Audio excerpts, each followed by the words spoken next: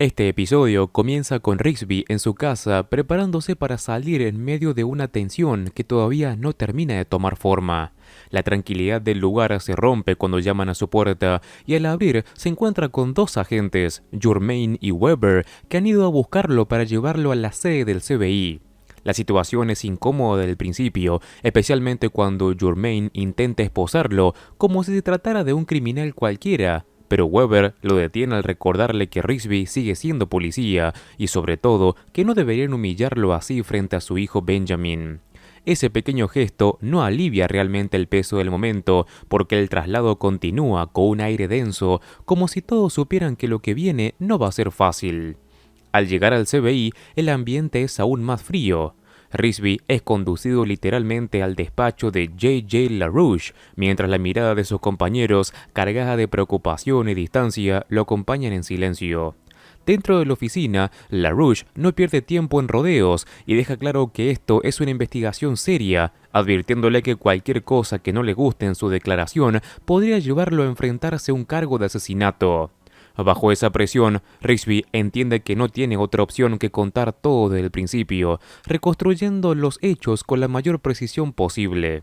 Retrocede entonces hasta Carson Springs, una localidad marcada por tensiones entre bandas. El lugar todavía conserva ese silencio inquietante que queda después de la violencia. Está ahí incluso antes de que lleguen Patrick, Jane y Lisbon, lo que le da tiempo a observar con detenimiento todo el entorno. La víctima es identificada como Andy Hoff, un barbero, alguien que en apariencia no encaja con el tipo de violencia que ha ocurrido. Lisbon percibe enseguida que el sitio es extraño para alguien como él, demasiado apartado y vinculado a actividades ilegales. Rigsby explica que esa zona de Carson Springs es conocida por ser el territorio de intercambio de sustancias entre bandas, lo que hace aún más desconcertante la presencia de Hoff ahí. Nada parece cuadrar del todo, como si hubiera una pieza que falta. Es entonces cuando Jane, con su habitual forma de ver más allá de lo evidente, detecta un detalle que pasa desapercibido para los demás. Una toalla atada a una cuerda que debería estar ahí no está, y en su lugar hay un rastro de sangre que se aleja del cuerpo. Esa observación cambia por completo el enfoque de la escena, sugiriendo que hay otra persona involucrada que aún podría estar con vida. Siguiendo ese rastro, el equipo avanza hasta el edificio cercano, donde la tensión crece con cada paso. Rigsby se adelanta y pide que quien esté dentro salga, pero en el momento en el que escucha una respuesta, algo en esa voz lo sacude profundamente. No necesita información, la reconoce al instante. Sin esperar, entra al lugar y lo que encuentra lo deja paralizado por un segundo que parece eterno. En un rincón, herido y apenas consciente, está su padre, Steve Rigsby. La escena cambia al hospital, donde el ambiente clínico contrasta con la carga emocional del momento. Un médico le explica a Rigsby que su padre ha sido estabilizado, pero la situación sigue siendo extremadamente delicada. Un perdigón de escopeta ha quedado alojado muy cerca de su corazón y no puede ser extraído sin someterlo a una cirugía demasiado riesgosa para su estado. Esa información deja claro que, aunque sigue con vida, cualquier cambio podría ser fatal. Cuando Rigsby y Lisbon entran en la habitación para intentar obtener respuestas, Steve se muestra evasivo, cerrado, como si proteger cierta información fuera más importante que su propia vida. La frustración de Rigsby es evidente, quiere quedarse, quiere investigar, quiere entender por qué su papá estaba ahí y qué ocurrió realmente. Sin embargo, Lisbon, intentando mantener el equilibrio entre lo profesional y lo personal, le pide que se retire y que vaya con su hijo, recordándole que hay cosas que no puede controlar en ese momento. Mientras tanto, la investigación sigue su curso en la sede del CBI. Lisbon y Jane interrogan a Samantha, la socia de Hoff, intentando encontrar alguna conexión que explique lo que ha pasado. Cuando le muestra una foto de Steve, ella asegura no reconocerlo, pero su actitud no convence.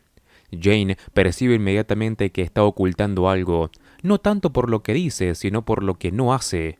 No muestra sorpresa al enterarse de que su compañero estaba relacionado con alguien con antecedentes criminales. Presionada, Samantha termina admitiendo que no quiere meterse en problemas, lo que solo confirma que sabe más de lo que aparenta. Finalmente cede un poco y revela que Hoff tenía problemas familiares complicados. Su papá, Tom Overton pertenece a una familia poderosa que controla gran parte del pueblo. A pesar de eso, la mamá de Hoff decidió alejarse de ese mundo y criarlo de manera honesta, sin aceptar dinero ni apoyo de los Overton, quienes dominan una mitad de Carson Springs. La otra mitad está bajo el control de los Low Riders, una banda rival, lo que convierte al pueblo en un territorio dividido donde cualquier movimiento fuera del lugar puede desencadenar mucha violencia. El hecho de que Hoff y Steve hayan sido atacados en territorio de los Low Riders resulta sospechoso, pero hay un detalle que no encaja. Últimamente, no ha habido conflictos entre ambas familias. Todo ha estado relativamente tranquilo, lo que lo hace aún más extraño que alguien haya decidido alterar ese equilibrio justo ahora, como si hubiera una intención oculta detrás de todo. Con esa duda instalada, la investigación empieza a tomar una dirección más compleja, insinuando que lo ocurrido no es un hecho aislado, sino parte de algo mucho más grande que apenas empieza a revelarse. A medida que la investigación avanza, Lisbon empieza a reorganizar el equipo para cubrir todos los frentes posibles, intentando desentrañar una red que claramente va más allá de un simple tiroteo. Decide enviar a Cho junto a Jane al hospital para interrogar a Steve Rigsby, con la esperanza de que, bajo presión o en un momento de debilidad, revele algo útil. Al mismo tiempo, le encarga a Van Pelt que visite un gimnasio frecuentado por miembros de bandas, un lugar donde, aunque no se hable abiertamente de negocios ilegales, siempre circula alguna información. Van Pelt llega al gimnasio y rápidamente percibe esa tensión contenida típica de los territorios neutrales, donde todos saben quién es quién, pero nadie dice nada.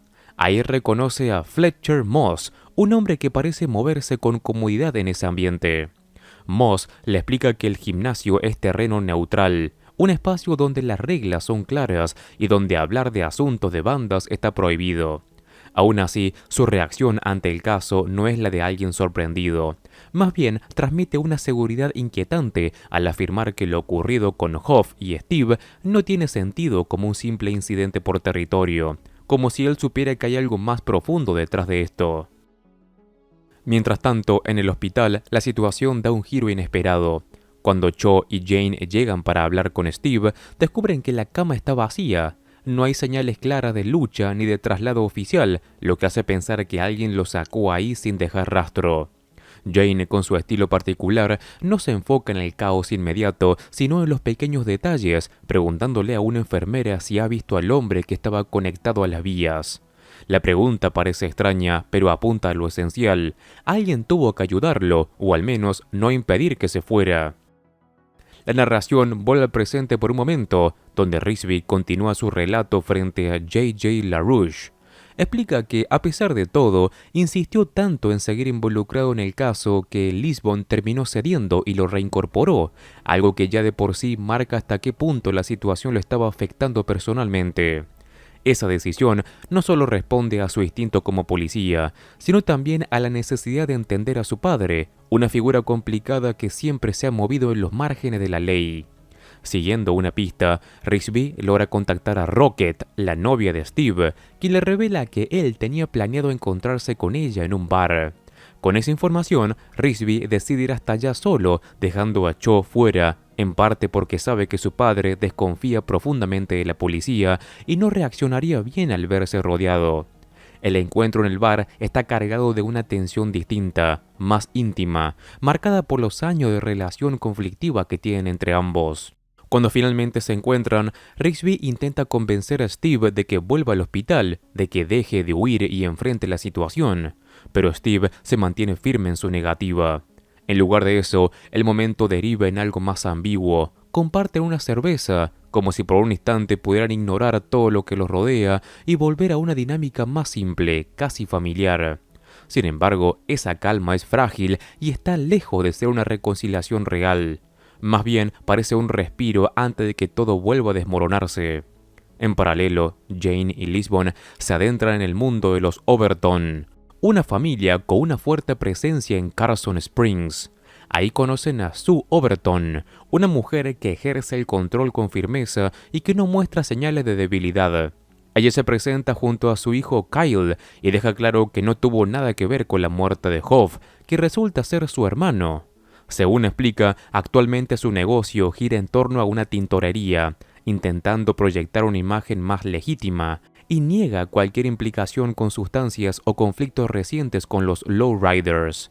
Sin embargo, esa versión no termina de convencer del todo. Hay una desconexión entre lo que dice y el contexto general del pueblo, donde el poder no se sostiene sin ningún tipo de control más oscuro. Esa sensación de que todos están ocultando algo se vuelve cada vez más evidente. Por otro lado, Van Pelt vuelve a encontrarse con Moss, profundizando ese vínculo que empieza a parecer más estratégico que casual. Durante la conversación, ella menciona que Lisbon planea reunirse con los Lowriders, liderados por un hombre llamado Beltrán. La reacción de Moss es inmediata y cargada de advertencia. Describe a Beltrán como alguien extremadamente peligroso, insinuando incluso que podría haber estado involucrado en la muerte del marido de Sue, lo que había desencadenado una cadena de venganzas entre ambos bandos.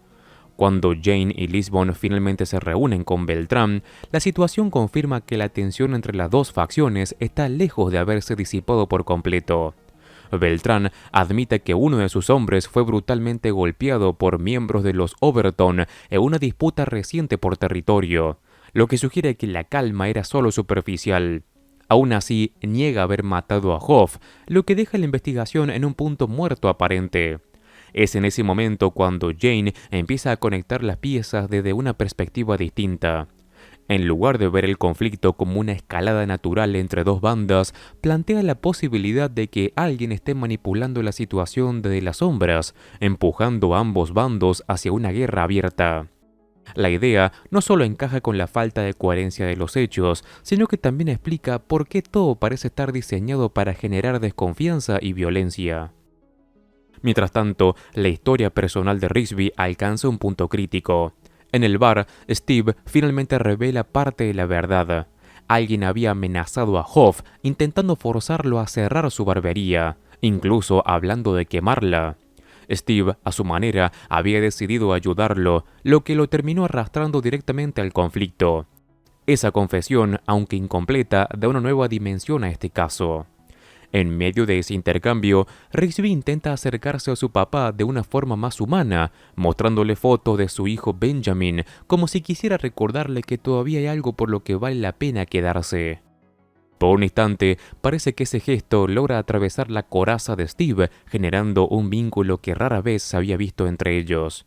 Pero justo cuando están por irse, cuando parece que tal vez haya una oportunidad de cambiar algo, el cuerpo de Steve no resiste más.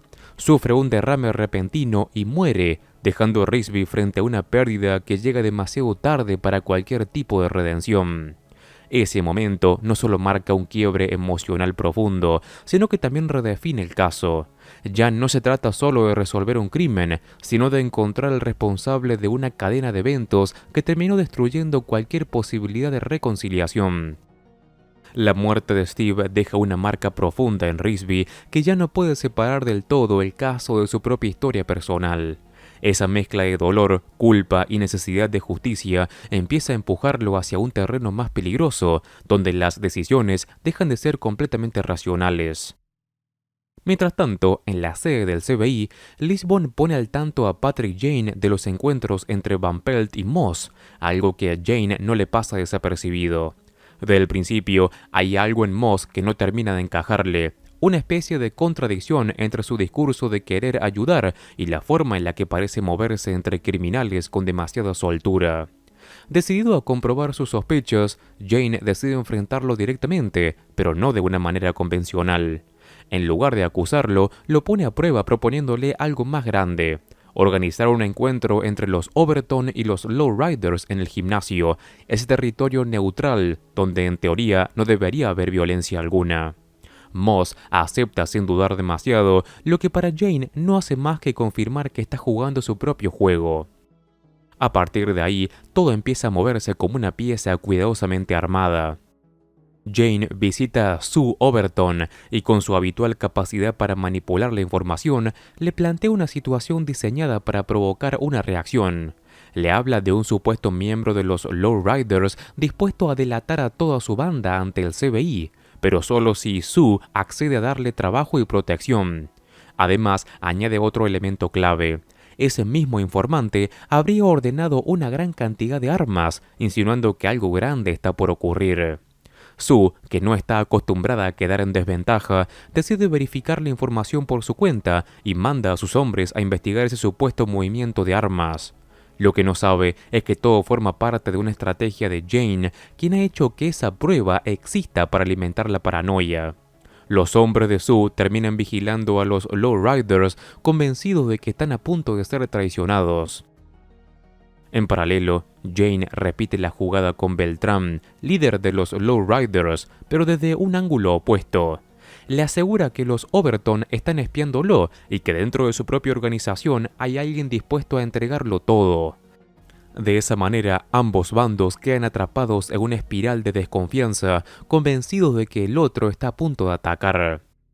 El resultado es inevitable. Las dos facciones terminan coincidiendo en el gimnasio, cada una lista para confrontar a la otra. La tensión en el lugar es casi tangible, con miradas cargadas de hostilidad y movimientos calculados que podrían desatar la violencia en cualquier momento. Sin embargo, antes de que eso ocurra, Jane interviene y desarma la situación con una revelación que cambia por completo el panorama. Les explica que ambos han sido manipulados y que la información que recibieron no era más que una construcción diseñada para hacerlos reaccionar. Poco a poco, las piezas empiezan a encajar en la mente de los líderes. La falsa historia del territorio abierto, la acusación sobre la muerte de Hoff, los movimientos sospechosos, todo apunta a una misma persona. En ese momento, la conclusión se vuelve inevitable.